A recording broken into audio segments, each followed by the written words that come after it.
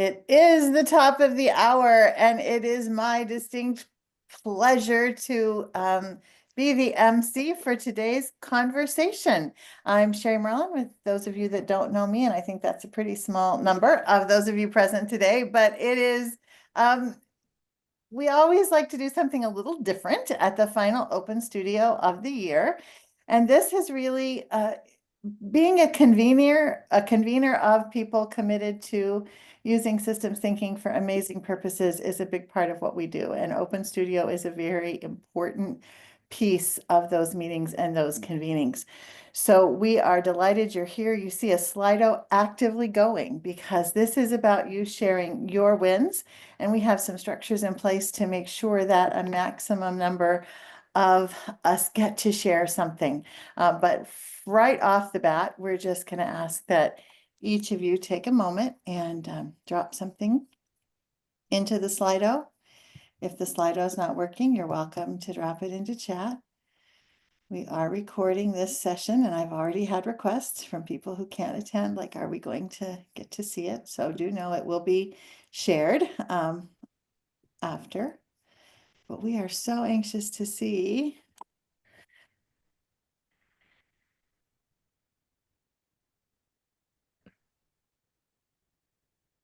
Yeah, thanks for scrolling that a bit. I'm going to give you just another couple minutes.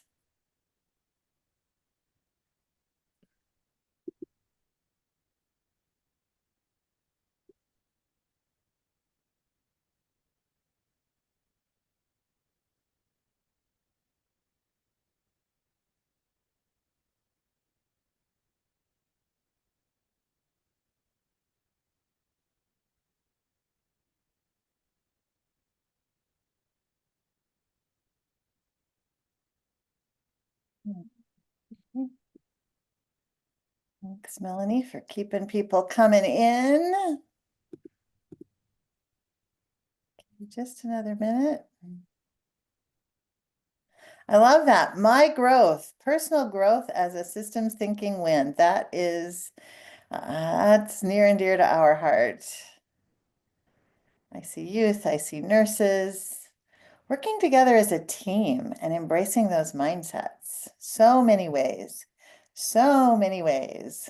We like to say at the Water Center, systems thinking in life and in work. And one reinforces the other and makes a beautiful alignment of purpose and connections, root causes.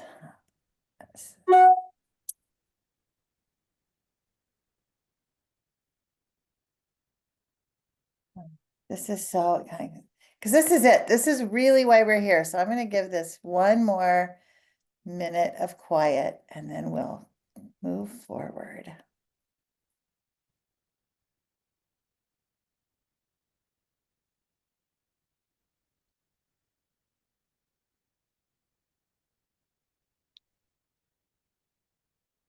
Youth venues, there were some of the first ones. Orientation to new community members. We love that. That's a great use of the habits, and we are honored to make that a part of your work life. All right, so with that said, we will go on to the next slide so I can make one more formal welcome to wherever you are coming to us from in the world. And we want to spend this time really sharing stories of systems thinking wins and systems thinking learnings, because sometimes, and Mr. Waters would have told us that we learn way more from the failures or the missteps than we do the wins. So we're going to be very celebratory today, but you're welcome to share those things that you learned. And they may have come at a cost, but they may be what better propels your work forward. So it is a time for thinking, reflecting, and sharing. So your participation is critical. And we, again, have some ways to increase the likelihood that that will happen, but it's still going to require you to put things in chat, to jump off mute, and be part of this conversation. So again, to give you a little bit more time to prepare for that, we have another Slido. What's one word you would use to describe 2024? It's hard to me to believe we're even talking about the end of 2024. Fast pace. Phew. Learning. Love it. Okay. And again, this is a word cloud Slido, so you can put in multiple answers. You can also duplicate other people's answers. Growth. Oh, love that. Look at that one. Grow. Learning's growing. I have to agree with Whirlwind, even though it's still small. Growth. Challenging. Perseverance. Oh, love it. I love watching it grow. That's just kind of fun. Busy, tumultuous. Another challenging. Opportunity. Yes. There's a systems thinking point of view for you. It's an opportunity.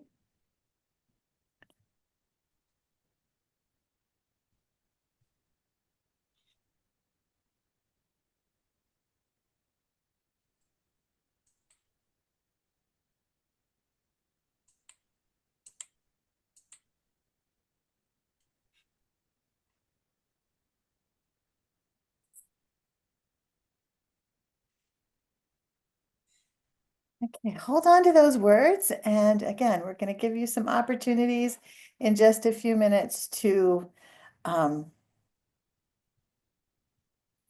talk more, for each of you to talk more. So again, I have the privilege of being the MC, which means I get the privilege of going first. And again, we want a lot of you to share. We're not expecting slides. We're not trying to model that. We're just trying to say, the more brief and articulate we can be, the more of you will get to share. So our win is really this for me, and I put in Slido, it is each of you. So I think one of the things that has grown for us at the Water Center, and growth, that word really resonates with my story, because we've been very clear on our mission, which is to build systems thinking capacity. But about this time last year, our board said to us, you know, that's kind of a big mission. Can you be more specific? And so we went back as a team and we chewed on that a little bit. And we went back to the board. And this is always a gutsy thing to do for those of you who are board to a board. And we said, no, actually, we can't make that smaller. But what we can do is be very true to that, because it is about generations and geographies. It is about everybody, and we're not excluding anyone. We need to be inclusive of all those population groups. But what I will promise you, board, is that we will be laser in our focus, that we are about building systems thinking capacity. And so one of our last conversations with Jay Forrester before his passing a few years ago, who was very familiar with our work, he was a professor at MIT, very instrumental, the father of system dynamics. So he's very familiar with system dynamics and very familiar with our work at that point. And he said specifically to Tracy, he said, you know, I've been thinking, if you could get 10% of every country, 10% of every sector, 10% of every age group, if you could touch 10% with the message of systems thinking, you really could change the world. And so at last time I looked, just under 8 billion people, so 800 million is all we need.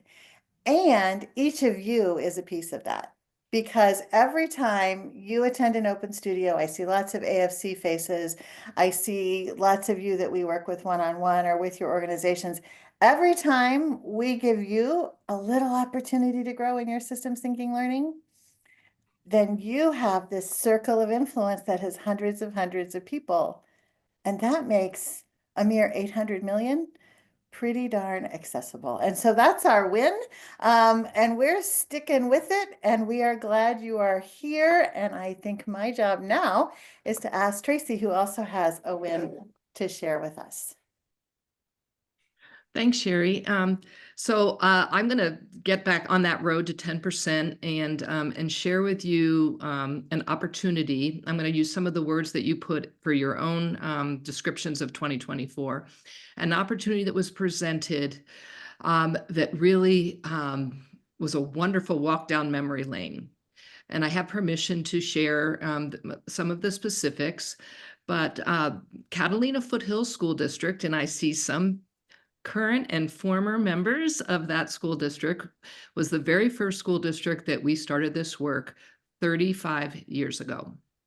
And several superintendents have taken on, and they still are working hard in different ways, somewhat oscillating in terms of classroom applications or leadership applications. But this past year, they have a brand new superintendent. And she approached me and said, I really want to start my superintendency as an informed leader. And so I would like to have a listen and learn tour where I heard from people from all the different sites and from parents and families and community members. Could you help me facilitate that? And I went, whoa, let's look at the systems thinking lens. So I have some visuals to kind of share as I tell this quick story. So she proposed this listen and learn tour.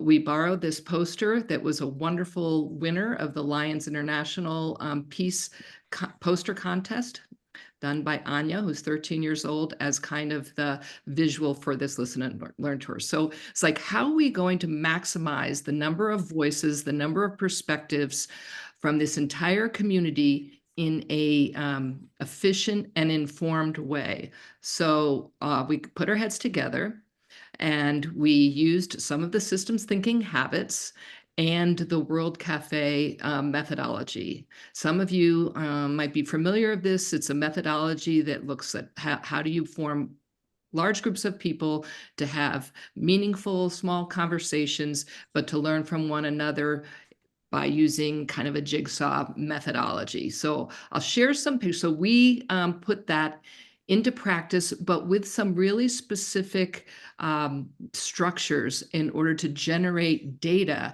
that would help inform Dr. Bartlett's performance goals and vision and goals for the school district. So the habits were seeking the big picture, changing perspectives, really servicing and testing assumptions, and meaningful connections, mental models, and the circular nature of complex cause and effects, those in particular.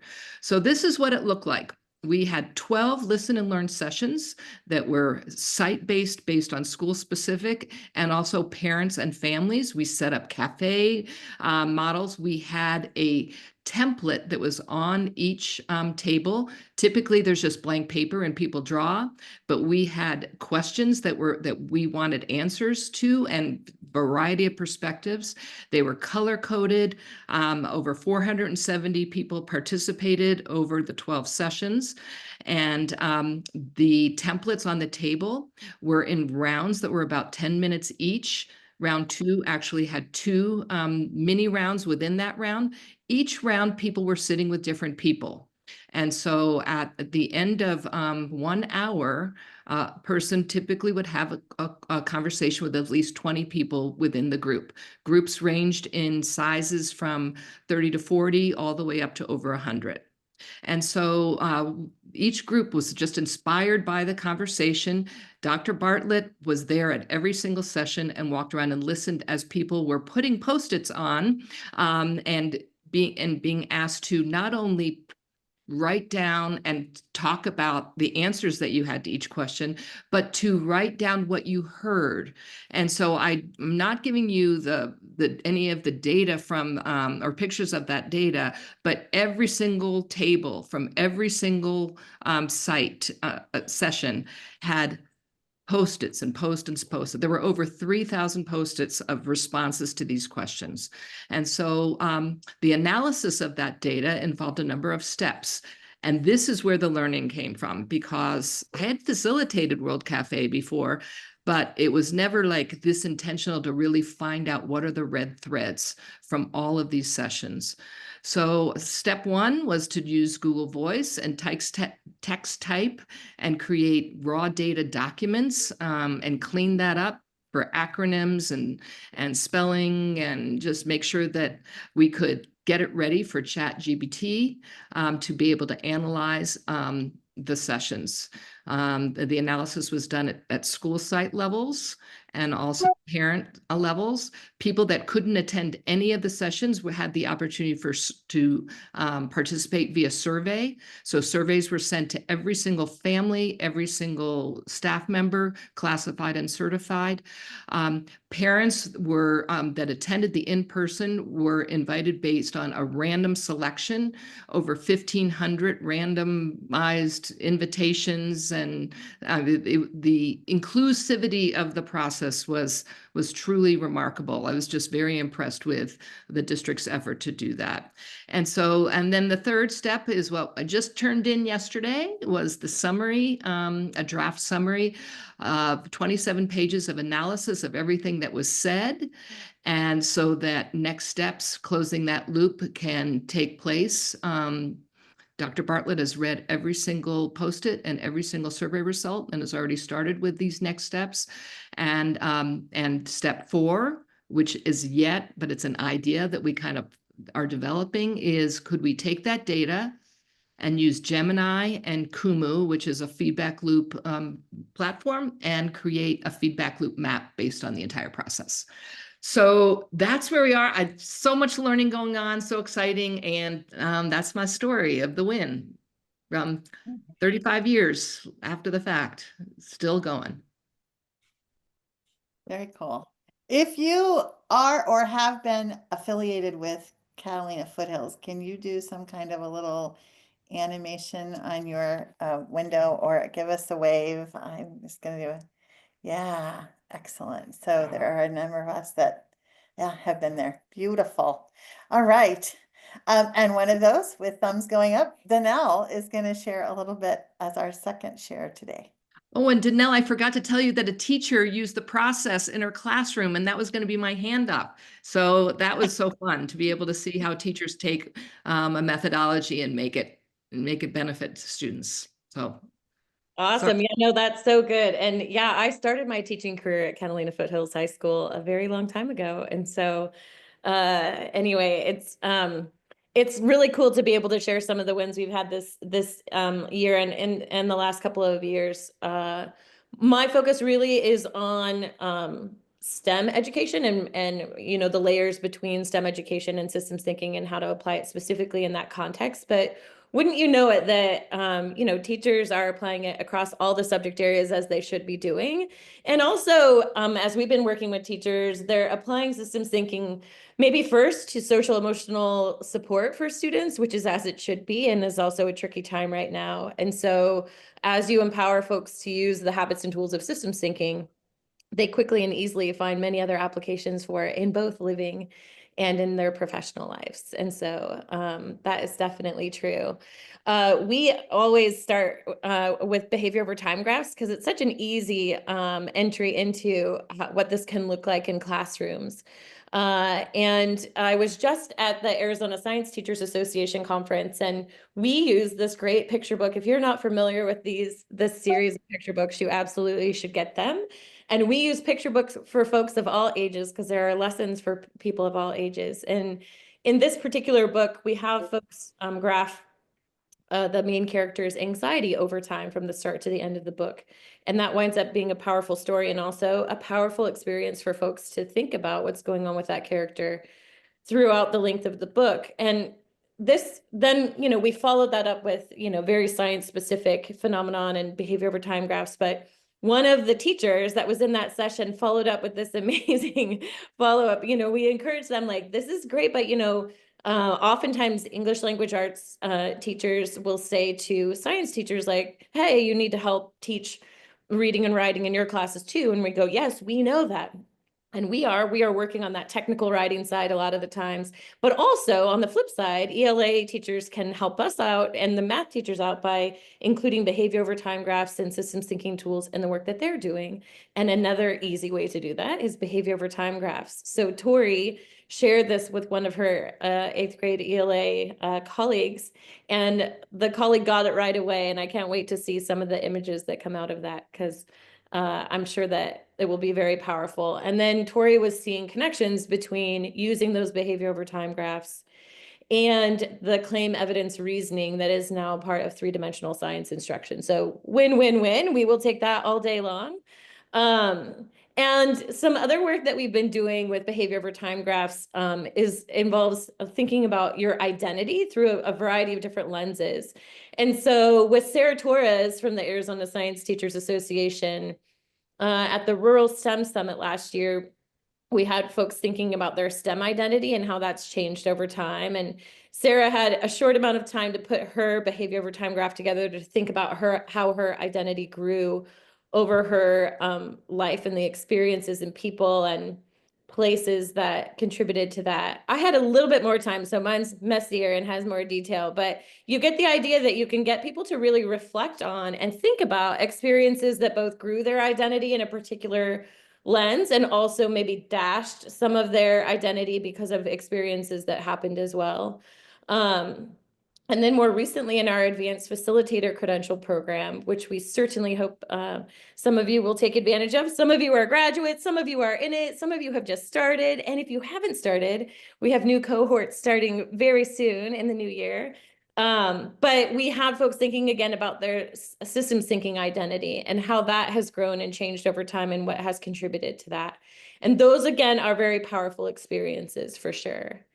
And then, you know, a bulk of our work over the last 2 years has been supported by ESSER funds that came in and were granted to Arizona State University to support the Arizona STEM Acceleration Project. And that was a gift because it allowed us to work with teachers over 2 or 1 year. They joined us either for 2 years or for a single year and really focus on what this looks like across all of the pre-K-12 grade range and in their context. And out of that work, we modified our iceberg model to now have a version that's based on scientific phenomenon. So those of you that know three-dimensional science instruction know that the shifts that we want are for it to be very grounded in real, actual scientific phenomenon that happens all day, every day, and referencing those. And here's a great example of one of our rock star amazing teachers, Sheila Beth Collada, who's a second grade teacher, and she had her students looking at oobleck versus other materials. And oobleck, if you don't know, is cornstarch and water. You should tinker around with it. It's super cool. And these are second graders, and this is a very big vocabulary over here, but they then did research on it and found this non-Newtonian fluid idea after they had done a lot of experiments figuring out how this interesting and bizarre fluid actually works. And so that's an example from that. And then, of course, you know, connection circles are great. Many of you may have used in the past the Shape of Change curriculum, which we're hugely fond of from Creative Learning Exchange. But when you start to work with teachers and give them a lens to be looking for systems thinking stuff, they'll see it everywhere. And so Sheila Beth Collada, again, a rock star, found this book, Who Eats What, and was using it. And in the back, it has the same Twin Islands example that we find in the Shape of Change curriculum. And so she created a lesson that uses this connection circle with her second graders as well. That's been very powerful. And that Twin Islands case study comes out of a book that's called The Case of the Mummified Pigs, which you should definitely check out. And one of our other rockstar amazing teachers, Sam Kissinger, who's a middle school special education teacher, found in this book an Arizona specific example that he's turned into a lesson. And we're writing that up formally and we'll be sharing it soon. But that's just a little taste of what some of our teachers are up to. And it's also been really lovely to have art teachers in our cohorts as well that are applying this in their art classes, but there's so much overlap between art and STEM. And so it's been exciting to see the range of what folks are doing, and we can continue to collect those examples of what it looks like, because we know for sure that the one thing people are always asking for is like, how else are people using it? Or what else are they doing with it? And so with that, I think we'd like to hear from more of you. Like, what are you doing with it? And what else is going on so that we can use those ideas? Yes, and before that, so we're going to switch you from Slido to chat for just a moment. And before we have you come off mic, which we're going to do very, very shortly, we want to give everybody a chance to put in chat. So what are you noticing just in the sharings that you've heard so far, in the Slido word poll, in the Slido shares? What are you noticing? What connections are you making? and just put a thought in chat. And let me just add, sometimes I don't put a thought because, you know, I'm typing fast. I've got 17 things going on my computer. I make a typo.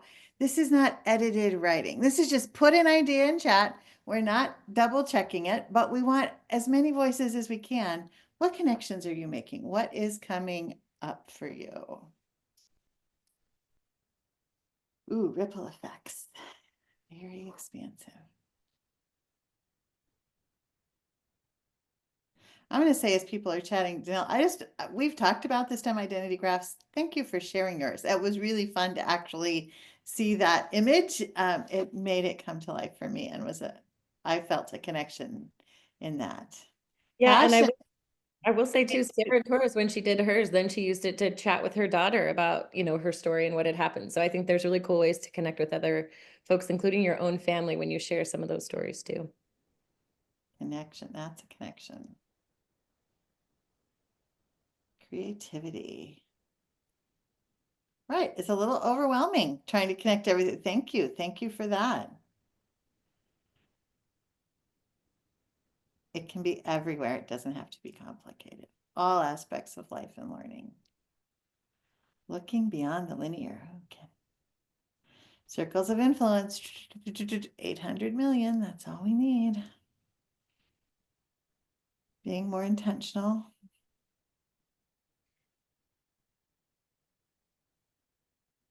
Okay, now we're going to take a few. If you want to, you can put this in chat, or we'd love for a couple of you to come off mute. I have permission to call on a couple of you to come off mute.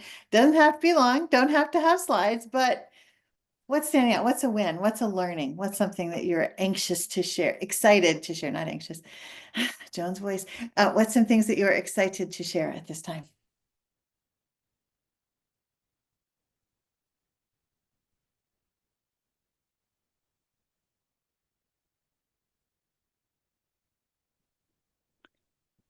I can go.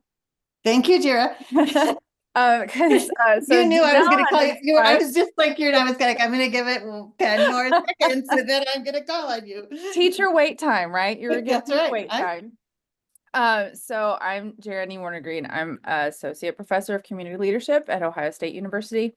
And so I'm a leadership educator. And so Danelle really inspired me with her STEM identity behavior over time graph. And so I took that to incorporate into one of my leadership classes. So I'm really framing systems thinking as part of leadership capacity. So starting to embed that in a lot of my other curriculum.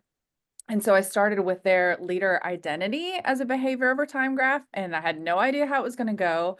But it was really interesting to kind of hear about all of these, you know, what had happened over time to really influence their identity. And of course, that shift from high school into college was a big dip, you know, of like, who am I and what am I doing here? And so we had a really great conversation around that. And then, you know, I linked that into some other systems thinking habits and skills throughout our kind of unit on systems thinking leadership.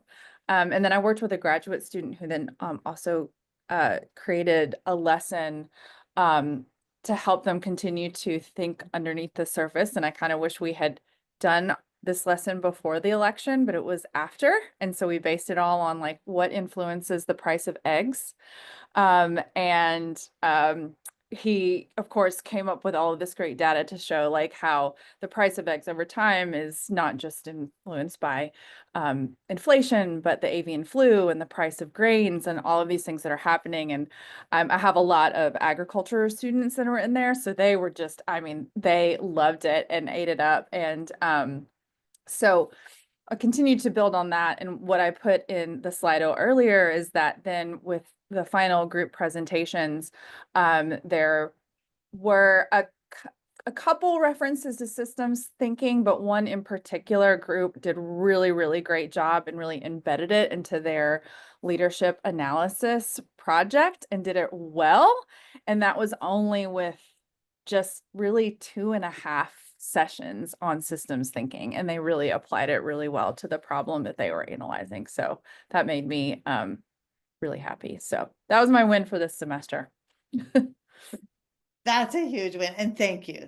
Thank you for doing that for us and sharing that. It is very exciting. Again, and I heard so much in Jira's story that was in the chat, the connections, the intentionality, how it comes together, lighting fires for some of those students who are able to see themselves in their learning. Transdisciplinary collaboration, beautiful. Thanks. Someone else have a win or a learning? Well,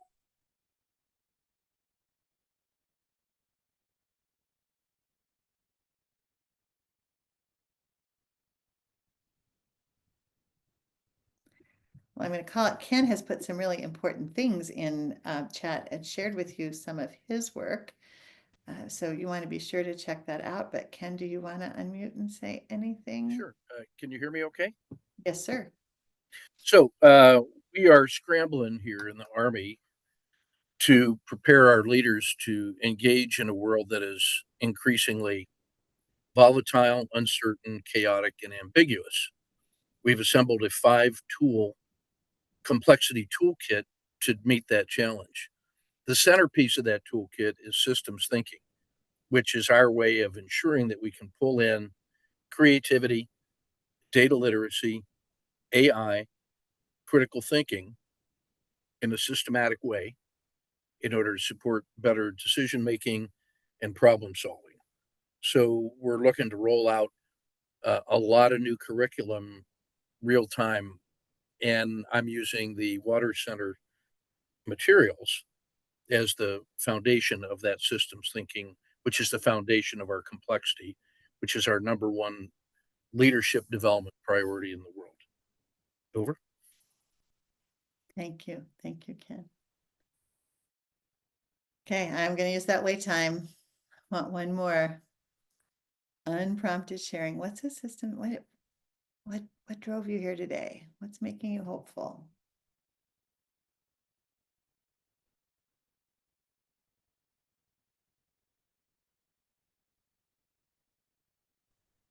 I'll share, and I'm just gonna go personal.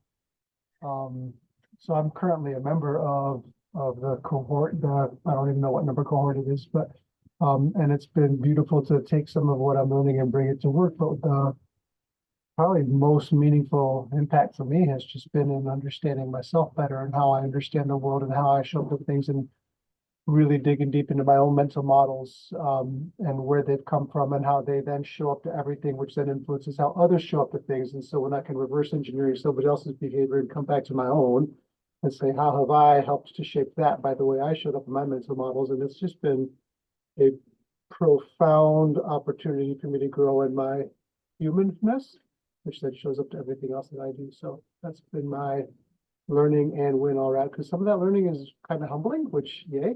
And also not. That's mine. That's all. Thank you, Richard. Thank you so much. And I have the incredible privilege of being Richard's coach. It's amazing. Marissa, I see your hand. Right on. Thanks. Hi, everybody. I was able to use, so I'm with the Freshwater Collaborative of Wisconsin, and we're an initiative that pulls together the 13 UW university water programs. And shout out to Drea, who worked with us for many years, and we love her very dearly. So we were able to use systems thinking. We were pulled together for a water discussion with WUWM,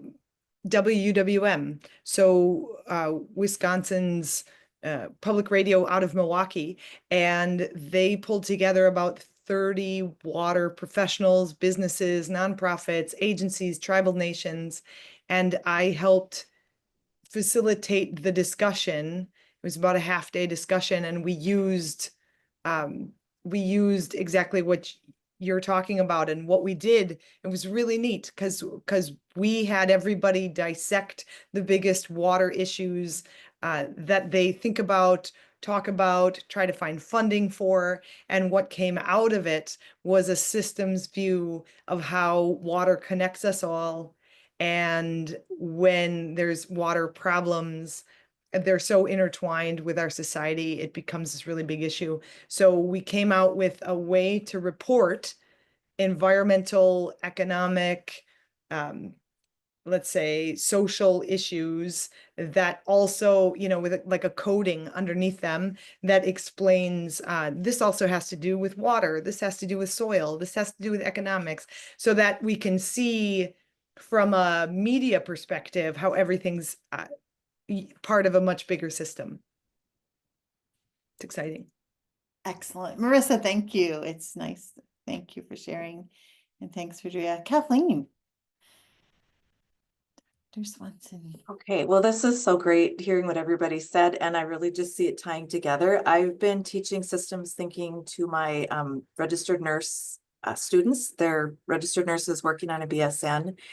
I'm actually now, well, tomorrow I will present my PhD proposal to my committee, but I did a pilot study last spring. Yeah, I did a pilot study last spring with my students and interviewed them about their experiences with systems thinking. What came out of it was the impact that systems thinking had on their communication and their ability to see how their behavior and their communication impacted others. And interestingly, this was in a professional manner, but several of them brought in about how, as Richard was mentioning, how it impacted their personal relationships. And so communication is implicated in the majority of adverse events in healthcare. And so I see a real potential connection between systems thinking and improving safety in healthcare. So that's what I'm hoping my research will show.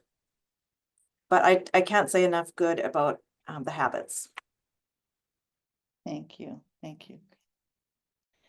All right. At this time, we're going to go. Oh, we're going to go back. I thought I saw another hand. We're going to go back to a member of our team who makes all of us better each and every day with his talent. But Matt has offered to share a systems thinking win with us. Hello. My name is Matt. I am the tech and website person for the Water Center. So I'm not often at these gatherings, but I'm always behind the scenes making everything hopefully work. And yeah, thinking about some of the systems thinking wins, especially in my work for the Water Center this year. We have been making a lot of updates to our website, and with more to come. We're taking a considers the issue fully approach moving forward as we expand the types of offerings that we provide, including more in-person stuff, expanding AFC, adding more types of workshops and everything that we're planning for the future. Just adjusting how our website is set up to accommodate all of those new things. And then this year we also launched a new blog on the website and a new Instagram account and 2 new habit card translations went up this year, one in Finnish and one more recently in Mandarin. And I think all of those updates were leaning very much into seeing the big picture of our work in all of its applications throughout the world, really, and how they are represented online. So yeah, those are my technology systems thinking wins for this year. Thank you, Matt. Thank you so much. Mari put in chat her blog post that came out this week about systems thinking and evaluation. And again, thank you, Mari, for the shout out for the habits in that, but it was just another one of our AFC grads, and we were super proud to see her work there. Right. Is there one more burning one before I turn it to yet another Water Center team member? Maybe you're the one that's like, I should share. Oh, good, they're done. Nope, we're not. Now's your chance. If you had that, I think I should, this is your moment.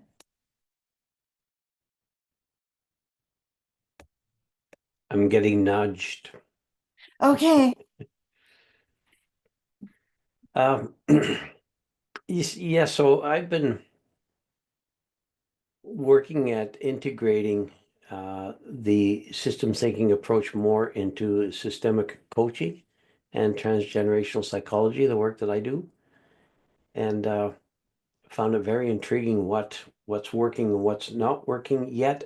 And a lot of it not working is because I don't think I have embodied it enough into my work. And that's the challenge that I have going forward with in 2025 is to work on the tools and the techniques and the habits so that I can sort of have them at my fingertips quite readily as I'm listening to or we're interacting with clients, and I'm able to perceive in a way that allows for the systems thinking to actually come out and uncover some of the unseen that one might be able to do intuitively, but not so systematically. Mm. And some of the tools we've already integrated quite a bit that have worked extremely well from the get-go. You've talked about it for the behavior over time graphs. The iceberg model is a darling of our team. What are some of the other ones that we've had?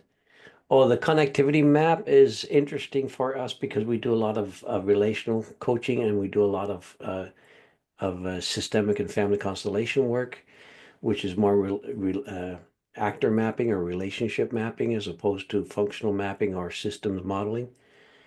Yet there's a lot there because one always wants to look at what system is embedded in which and what are the influences that are just beyond the border that you don't see necessarily, and yet it shows up in the behaviors.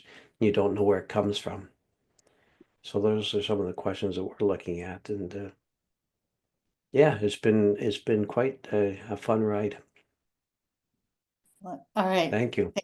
Thank you, Ken. Super, Thank- super quick. It just comes to mind when I hear that is if you've got your relationship mapping and you say that behavior, then that's where the behavior over time graphs, but also like the what explains it is the sort of little link into that other mapping. So Yeah, the underlying system that is there, that from which that pattern of behavior is coming from, that they aren't aware of. Now, that's clearly what they would call the transgenerational or intergenerational approach that is done through a process called genosociograms, but that's not represented in what we do in systems thinking at all, actually.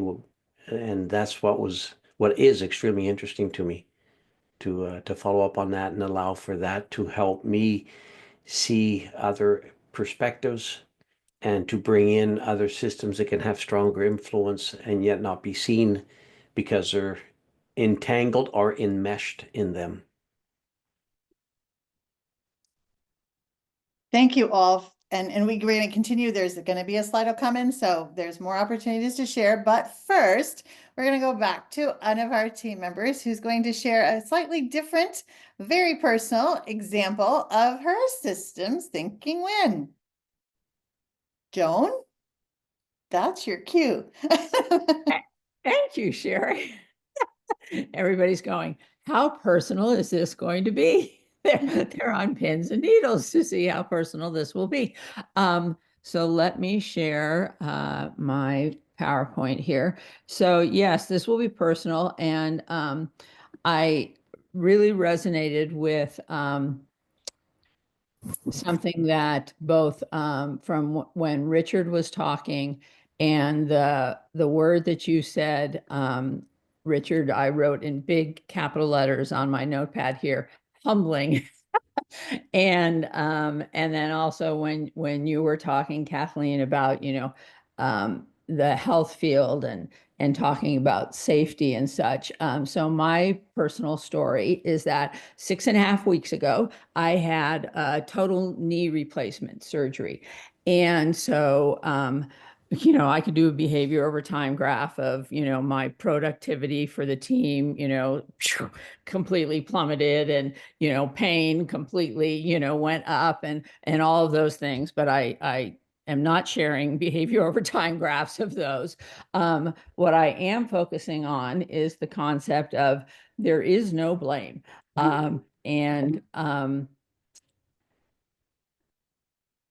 Let's look at structure generates behavior. Okay, so that habit of structure generates behavior. So you have a knee replacement surgery, and the structure of a walker enters your life. I've never been on a walker before. So that structure, physical structure of a walker enters your life and your home, et cetera, et cetera. And so that structure generates certain behaviors for you. And so, you know, that's great. You know, you've got to learn this structure. It generates certain behaviors for you and other people in your life who are dealing with you, and the people who are picking you up and taking you to your physical therapy appointments, et cetera, et cetera. And so you adjust to that physical structure. All right. And then the physical therapist says, oh, Joan, I think you're ready for this new structure, the cane. All righty. And so, new structure. This new structure generates different behaviors. Now, you remember that the title of my little presentation is There Is No Blame. Let me just say that at some point in my, you know, 6.5 week development here, I'm going, don't blame the cane. Don't blame the cane. Okay. Because when you go from the walker to the cane, there are whole new behaviors, physical developments in your body when you go from the structure where your body was balanced on this walker to now all of a sudden you only have quote unquote support on one side. And all of a sudden, as a systems thinker, I'm going, stop, Joan. Think about, you've only physically got support on one side, and why? Why did the physical therapist say you're ready for the cane?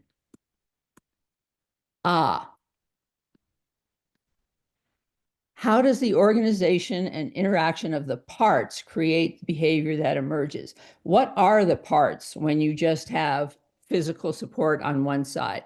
Oh, the parts are the parts of your body interacting with that cane. Oh, think like a systems thinker, Joan. It's your body interacting with the cane. All of a sudden, I had to remember that I'm a systems thinker. Oh, yes.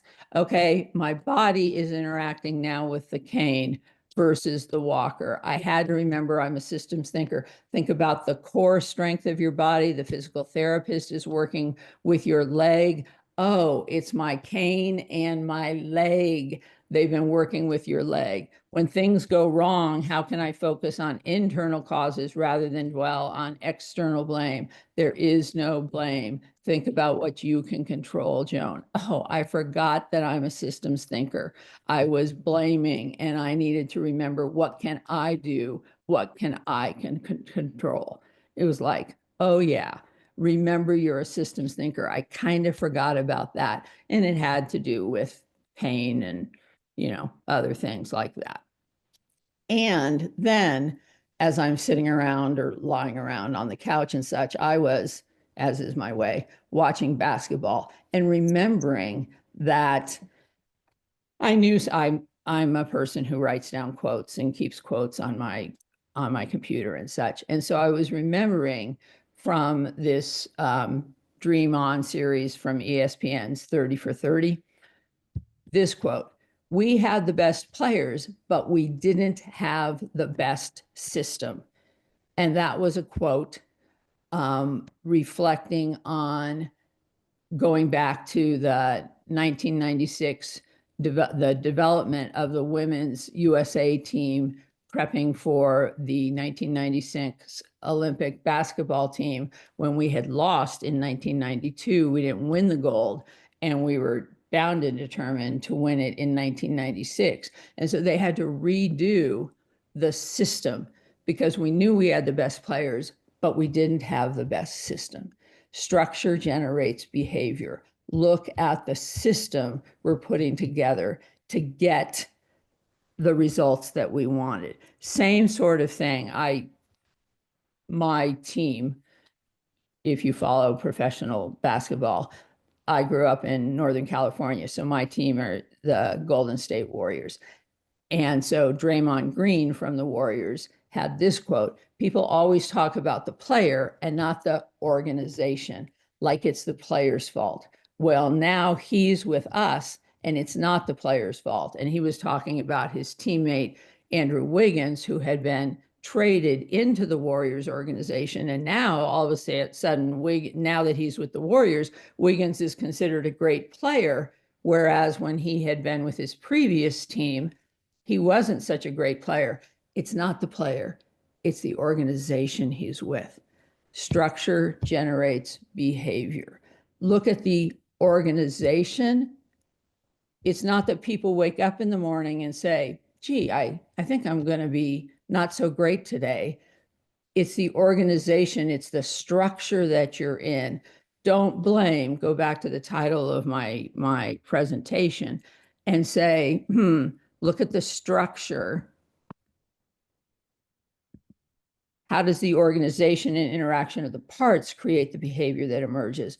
When things go wrong, how can I focus on internal causes rather than dwell on external blame? And so that's, my personal walker in the cane. And then also seek to understand the big picture and change your perspective to increase understanding. So that was my little personal story. And then I tried to look at, some organizational things also. So that's. But even the basketball part was personal. Well, yes. So now it's your turn again. So we're going to do another Slido word activity. Drea is going to bring that up. One word to describe your intentions for 2025. Oh, relentless. Hopefully relentlessly focused on systems thinking, promising, trusting. Again, feel free to use chat as well. You got some basketball love, Joan, in the chat. Make sure you see that. Promising, authenticity, coverage, curiosity, trusting, authenticity. Ooh, look at that one get big. Anybody else? A word to describe your intention. What have you heard? What's giving you hope today in these wins and these learnings? And how does that inform your intention for 2025?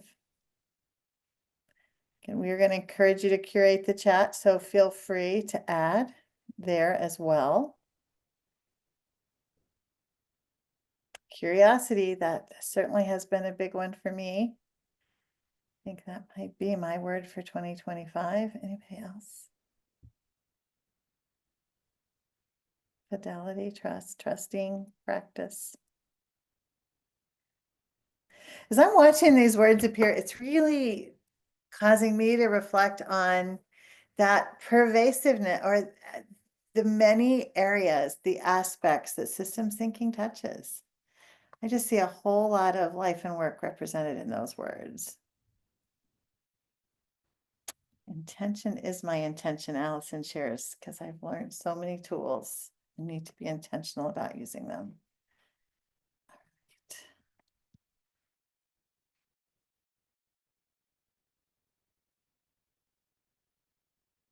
And Allison, that's a beautiful transition to our next and final Slido question. How do you see systems thinking supporting your intention for 2025? And we'd love to do Slido. We'll curate those, and feel free to put it in chat as well.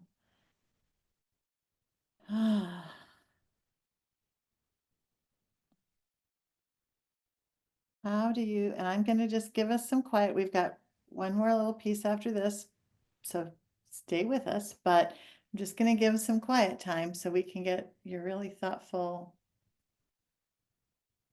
systems thinking's the map, the foundation.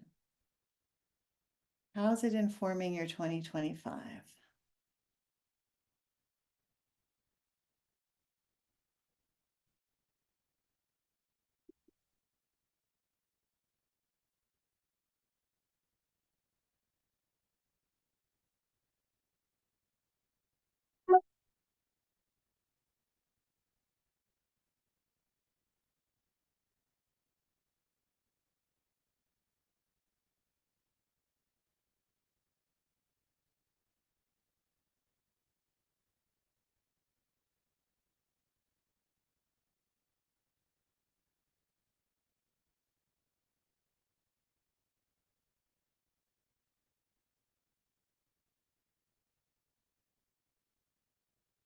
Structure generates action, Joan. They were listening.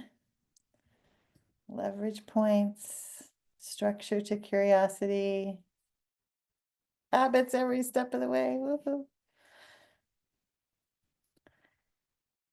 We really aren't bribing people to say those nice things about the habits, but we love to see them. It makes us delighted. All right. Well, I'm going to leave that one. I want to thank you for being here on this final Open Studio. You are a win. You're part of this community, and we will continue to provide opportunities for systems thinkers to come together. And 2025 is bringing a kind of a big change for us at the Water Center. So there has been a person behind all of these open studios for the last couple of years, and that has been Joan Yates. And Joan is going to be retiring at the end of this year. So things are going to be really different for her. Did I do that? Didn't mean to do that. And so let me see if I can do this. It would not be hang on. I thought I had this transition perfect, but I wasn't. I need that slide up.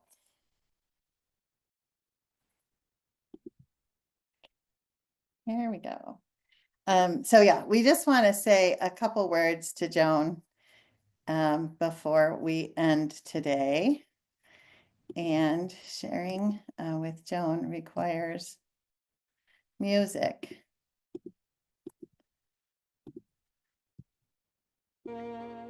So as I share, Joan, you'll recognize the song. As we close this Open Studio, the final Open Studio of 2025, I really do want to honor Joan, whose years of work and dedication have been foundational to the Water Center. After 35 incredible years, including her role as our very first project director back in 1989. I looked that up to make sure I was right. Your commitment to this work and systems thinking and making it accessible has made an indelible mark. If you know Joan at all, you know that she is dedicated to clear communication. And I thought, okay, I was going to be really serious and just read this dedicated thing, but I really wanted to put the little 2 voices on my shoulder, but I thought, no, it's really not 2 voices, but there's going to always be a bug in my ear that is Joan's editorial voice. She may retire in 2025, but her editorial voice will not, as evidenced by today when I said anxious instead of eager, and knew immediately.